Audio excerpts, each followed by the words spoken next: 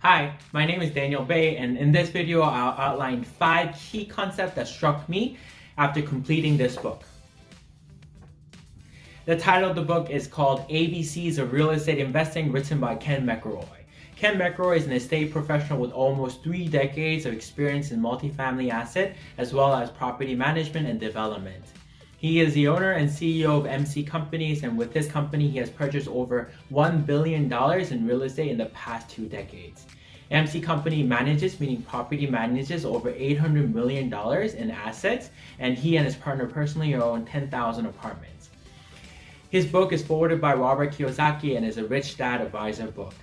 Robert Kiyosaki wrote a book titled Rich Dad, Poor Dad, which is the #1 best-selling personal finance book of all time. The first 2 out of the 5 key concepts that I'll go over today are myths outlined by the author that may hinder you as an investor if you adhere to them.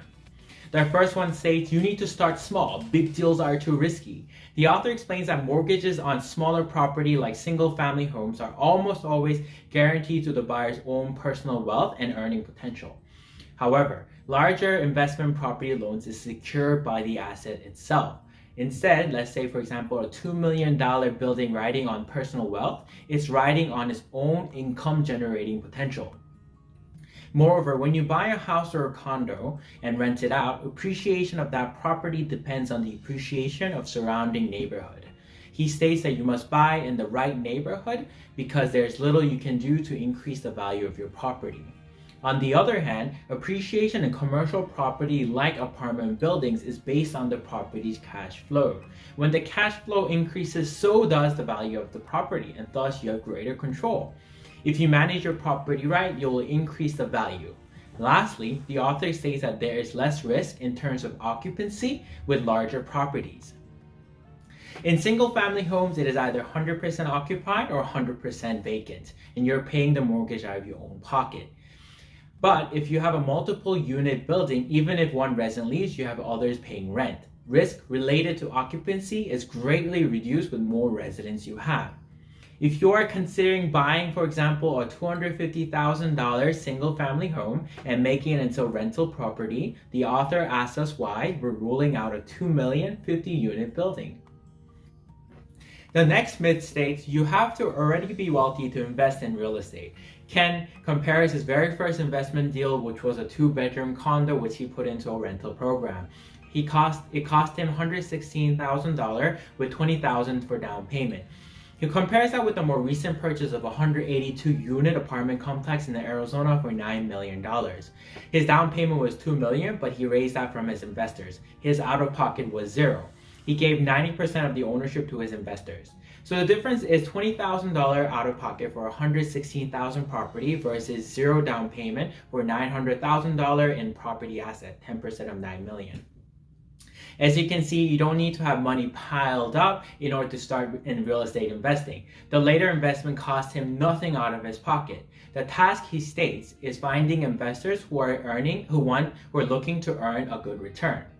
Ken states that the first deal you do will be the most difficult because you're an unproven entity. However, it will get easier and easier with every successful deal you put together. The third key point is what to do when there is nothing for sale. When no property matches the criteria you're looking for, the author states that you should take a move to buy property that isn't technically for sale. There are 2 benefits to buying property that is not for sale. First, for properties that are already listed, you are competing with other buyers. Secondly, the seller has already established a purchasing price and thus less likely to alter from it. You simply have to contact the owner of the property that you want to buy. In a matter of minutes, under the public record, you can find the name, address, and phone number of the owner, which can be a person or a corporation. You simply have to ask and be prepared for a rejection. When you speak with the owner, it is important to let the owner know that you're not a broker looking for a sales listing. So inform the owner you indeed are not, and that you're prepared to send a confidentiality agreement, fax immediately signed by yourself. After that, state that you're prepared to make an offer but need information about the property and its operation. You need the rent roll, listing of the units and how much they rent for, the current occupancy, as well as operation expenses. These are needed to come up with your offer price. If the owner is reluctant to give this information, inform the owner that he or she is risking nothing by giving you this information, and that you'll see this information during the buying process anyway if you guys decide to go forward. Sooner is better than later. If the owner is not interested, ask if you can send your information and keep in touch. Ken McElroy states that many of the properties that he owns today were owned by people who were not interested in selling first. The fourth key concept is coming up with the offer price using Ken's 5-step property evaluation. The author states the seller's asking price is irrelevant and that you determine the property's value, which becomes the offer. The first step of the 5-step evaluation is verifying your income, which is the gross scheduled rent minus vacancy plus other income. The next step is verifying expenses. The next step is determining the net operating income, NOI, which is income minus expenses. After that, you find the capitalization rate and valuation. Capitalization rate is the net operating income divided by the purchasing price. You can get the capitalization rate easily from brokers, real estate agents, or even from pro forma document of the property, because the purchase price here is actually the purchase price trends of a comparable building in your market. Now that you have the net operating income and the capitalization rate, you can calculate the value of the property, which will become your first initial offer price. The fifth key concept is, how do I know if I'm making a bad investment?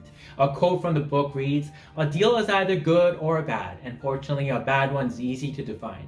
It is simply a deal where the numbers don't work." We can utilize the last step of Ken's 5-step property valuation, where you calculate the loan payment and your profit, or cash on cash. You can figure out your loan payment in a matter of seconds by going online and typing mortgage payment. By putting your loan amount as well as interest rate, your payment schedule will appear. Ken utilizes a real-world example in his book. His offer price for a property was $256,000 with 10% down and his interest rate of 7.5%. His loan payment would be $20,010 using the mortgage calculator. Then he uses the NOI, net operating income, from step 3, which for this example was $22,368. If you take away the loan payment from this NOI, your projected profit is $2,358. After that, you can calculate the cash on cash. Cash on cash is the return on investment and is your net cash flow as a percentage of your down payment. You divide your profit by the down payment. For this case, it was $358 divided by $25,600, which is 10% of $256,000, giving 9.2%, which is not a bad return, the author states. Larger the number, the better. More importantly, you do not want that number to be negative with a negative cash flow. If they had bought the property with the seller's asking price, which was actually $338,000, and you calculate the loan payment using the same 10% down and the interest rate of 7.5%, the loan payment would have been $25,524. Remember, the net operating income is $22,368. Your profit would have been negative $3,156. He states that you do not want to be in this situation. This is an example where the numbers simply don't work and would be a bad investment to buy the property with the seller's asking price. In addition to these 5 points, I really enjoyed the due diligence checklist, which the author has compiled from over 20 years of experience. It is a detailed checklist so that you know everything about the property and uncover every hidden flaw before the final purchase. I would definitely check it out if you're going to buy a real estate property. All right. I wanted to read 2 quotes from the book. First one, "And I certainly do everything in my power to not get emotionally attached to any property." Number 2, "There is no fix, no repair, no advertising strategy that can mend the property that you simply pay too much for. Even improved management practices don't do the trick." Ken states that you may be tempted to make a bad deal, meaning when the numbers simply don't work, because you've done a lot of work from the 5-step property evaluation to the due diligence on a property. He warns us not to.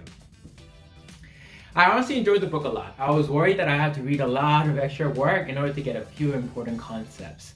But this book is actually very informative, and the 5 concepts that I went over today are only but a taste. He goes over how to find, evaluate, purchase, manage, and sell property and grow in wealth.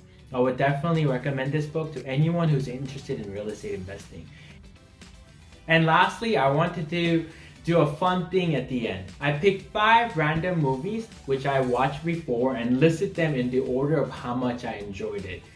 Number 1, Godfather 1, legendary. Number 2, Gattaca, awesome. Number 3, Speed. Number 4, Bird Box. Number 5, Hobbs and Shaw.